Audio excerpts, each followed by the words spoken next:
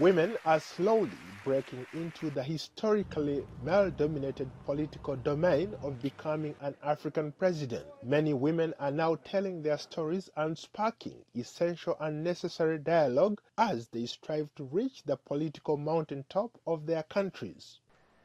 Today we celebrate the power of activism that can bring change for all women. For generations, women have been fighting for their rights and making their voices heard all over the world. In October 2018, the Ethiopian parliament approved Sahel Work Zawadi as the country's first female president.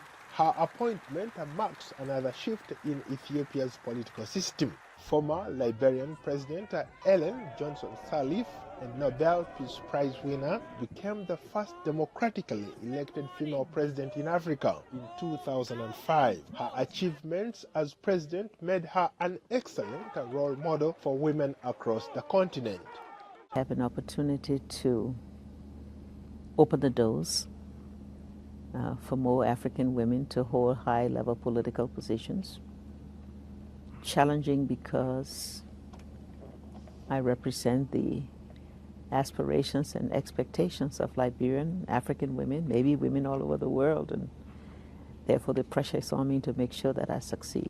As a trailblazer for women, Sirleaf has inspired more women to join politics. The rise of former Malawian President Joyce Banda did not come easy. Her ability to reach the nation's highest office despite repeated hardships is remarkable. She rose through the ranks to become Malawi's first female president. But when you get into leadership as a woman, the first thing you look at, you notice first, is the well-being of fellow women.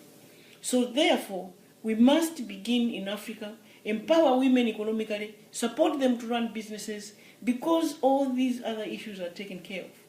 Another woman who reached the pinnacle of her country's political leadership is former Central African Republic President Catherine Samba Panza, who served as interim president from 2014 to 2016. She was the first woman to become head of state in that country. Another female politician on the rise is Gambia's Vice President Fatoumata Tabang Jang, appointed in 2017. She is a strong advocate for women and a staunch human rights defender. The pool of qualified women is growing as more women vie for political office. Former long-time Zimbabwean Vice President Joyce Mujuru was considered a political successor to Robert Mugabe until he fired her in 2014, accusing her of leading a plot to oust him. Young, energetic, and ambitious African women are now entering the political arena. Diane Rwigara rose to fame after she announced that she was challenging Rwanda's strongman Paul Kagame in the country's July 2017 presidential election. However, Rwigara was not allowed to run and later thrown into jail for allegedly inciting insurrection, among other charges. Rwigara continues to be a beacon of hope for many young women across the continent. Obijili Ezekwesili, Nigeria's leading female presidential candidate, recently withdrew from the crowded field of candidates running in the February 16th presidential election.